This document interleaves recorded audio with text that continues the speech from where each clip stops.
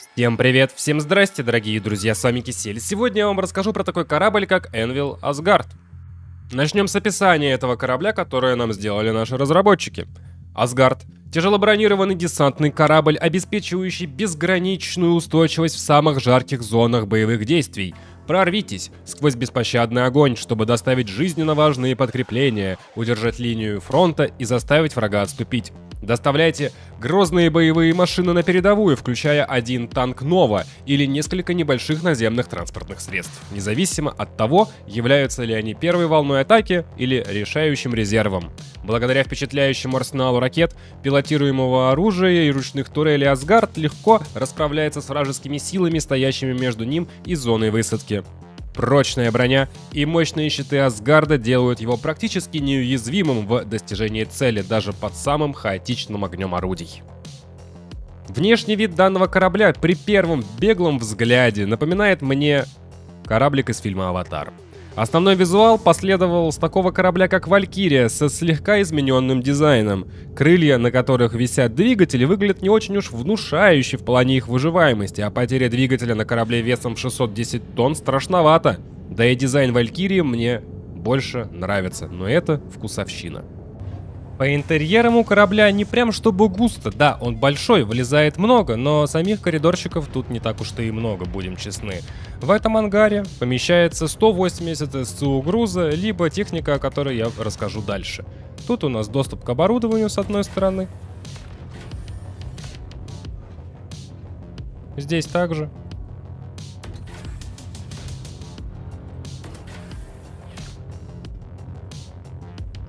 Доступ к инвентарю корабля.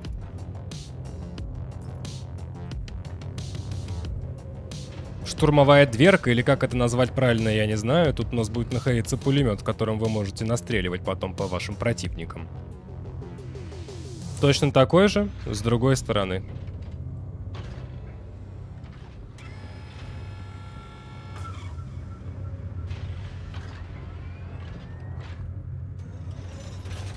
Как видите. На этой же палубе есть еще доступ к турели, к которому мы сейчас потихонечку подойдем. Также имеется доступ для оборудования, инженерный терминал, еще доступ к оборудованию, вход в саму турель, еще доступ к оборудованию. Еще одно сидячее место. И поднимаемся уже с вами наверх.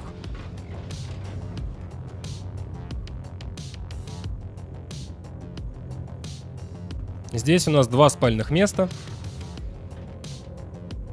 Довольно спартански все выглядит. Туалет с душем. Ну и, собственно, дальше уже только кабина пилота. Это, конечно, вкусовщина, но кабина что у него, что у Валькирии очень даже симпатичная, как по мне. Особенно вот эти вот боковые балки. Выглядит все очень симпатично, с очень хорошим обзором в верхней полусфере. Здесь у нас 4 монитора по 2 с каждой стороны, естественно, они настраиваемые.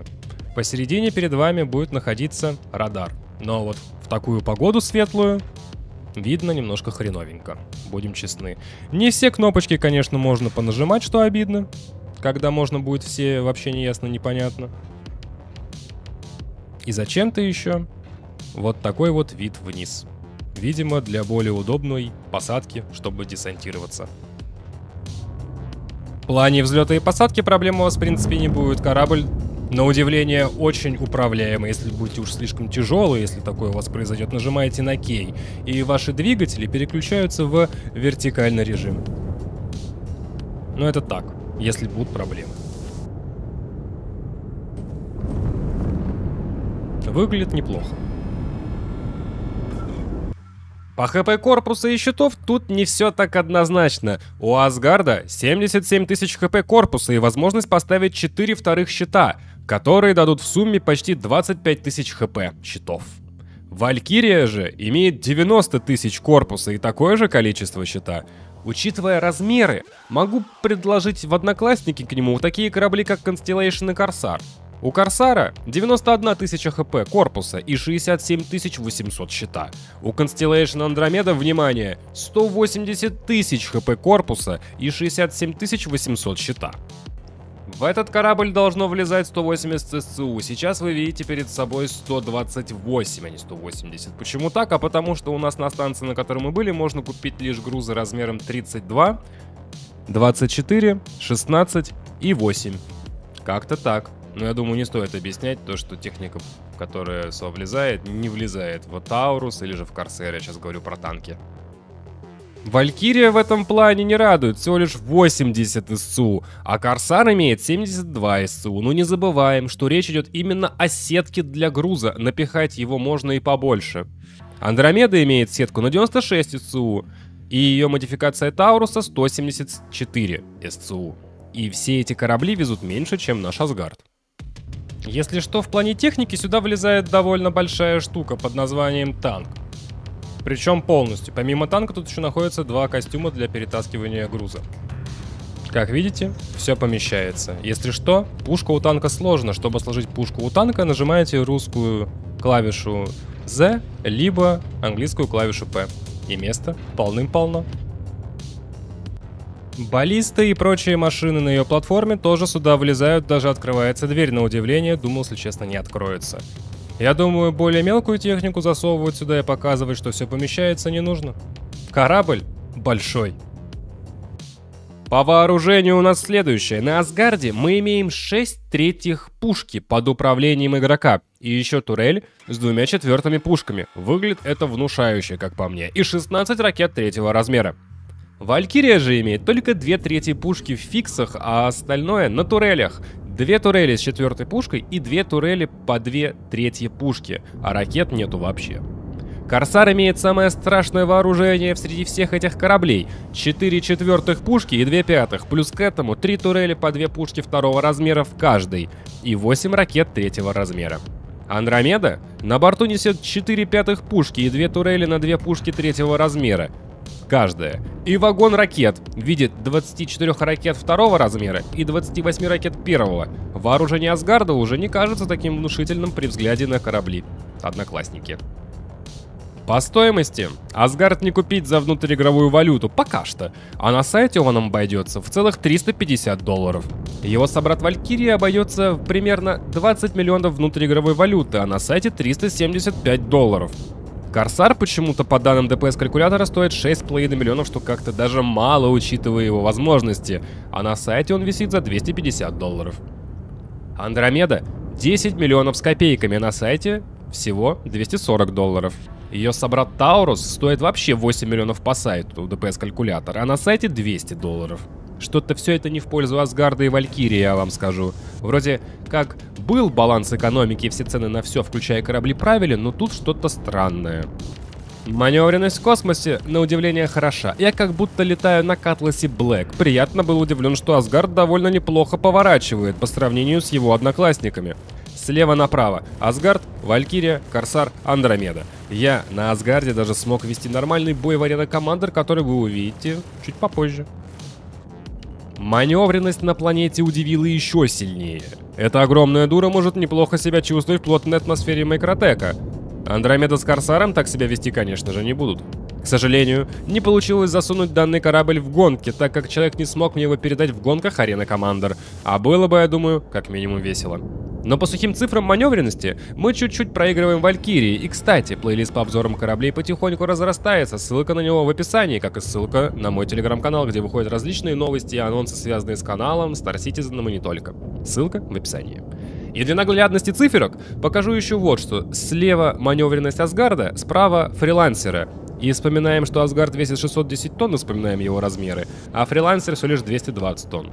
И сейчас у нас нету новой механики полета и аэродинамики, и когда ее ведут, Асгард, кажись, будет в выигрыше, так как у Констеллейшенов и Корсара нету крыльев. У Корсара они, конечно же, есть, но они, кажется, не для полета в атмосфере, а чисто как антураж. Ну просто они огромные. Бой на этом корабле имеет место быть. Тут за нас идет хорошая маневренность и гигантское количество оружия под нашим управлением. И никто нам не мешает переключиться на режим стрельбы с фиксированного вооружения на подвижное, чтобы мы могли уж точно донавернуть до мелкого корабля и быстро снести его. Корабль как Atlas Black отлетают только в путь, учитывая, что они еще менее маневреннее, чем мелкие. Фрилансер улетит за ним же без каких-либо проблем. Вангурд, хоть и тяжелый истребитель, ничего нам толком не сделает из-за нашего ХП.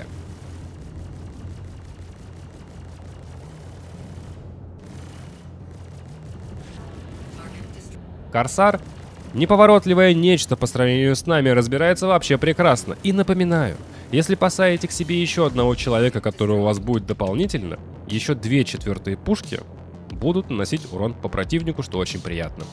А вот на Хаммерхеда, на нем бы я не лез. У нас относительно мало щитов, и мы очень большая мишень. По нам очень просто попасть, а нашего оружия хоть и много, оно всего лишь первого размера. И еще один момент. В арене Командер, в обычной игре, у меня почему-то на одном и том же вооружении разное количество боезапаса. С чем это связано, я не знаю. А в плане фита использовался вот такой. Просто из-за особенностей игры нужно учитывать количество энергии, которое у вас есть, и которое необходимо на все ваши хотелки. По кораблю могу сказать следующее. Описание от разработчиков, конечно же, шикарное, и я преисполненный пошел его снимать в арену Командер. Был приятно удивлен его орудием, маневренности и возможности таскать на себе танк Нова. Полетав, остался доволен. Но как я пошел сравнивать его с, в кавычках, одноклассниками, я что-то расстроился. Да, мы самые маневренные, не считая Валькирии, но при этом мы самые картонные и очень дорогие из-за военной направленности корабля. Корабль подойдет под универсала, конечно же, как боец, как грузоперевозчик и как перевозчик техники, но по выживаемости мы проигрываем и очень сильно. Наши 6/3 пушки вроде как выглядят серьезно, но когда я вижу, что есть корабли с 4/5, как-то это ощущение подутихает, учитывая его стоимость по сравнению с кораблями, о которых я упоминал. Его плюс, наверное, только в одном. Это самый маленький корабль, который может таскать на себе танк Нова. Красивая кабина, красивый визуал корабля, но и эти вещи в плане дизайна вкусовщина, нежели характеристики, которые могут в определенных начинаниях вам помочь. Что до брони, которая фигурируется в описании, ее пока нету. Может, с инженеркой ее в дальнейшем завезут, и это сильно бустанет выживаемость данного корабля. А что в плане ПВП, мне страшно, потому что у него около 25 тысяч хп щитов, а у фрилансера 18 тысяч. Разница небольшая, а вы видели, как фрилансеры разлетаются в пух и прах. Скорее не брать, чем брать. Захочу возить грузы из этих кораблей, возьму Таурус. Захочу стреляться, возьму Андромеду, ну или Корсара. Но захочу ли я возить танк Нова, я не знаю, правда. Напишите, как вам, мои дорогие, этот корабль, стали бы вы себе его брать или нет, и, конечно же, почему. С вами был Кисель, всем до встречи и пока-пока, увидимся в космосе.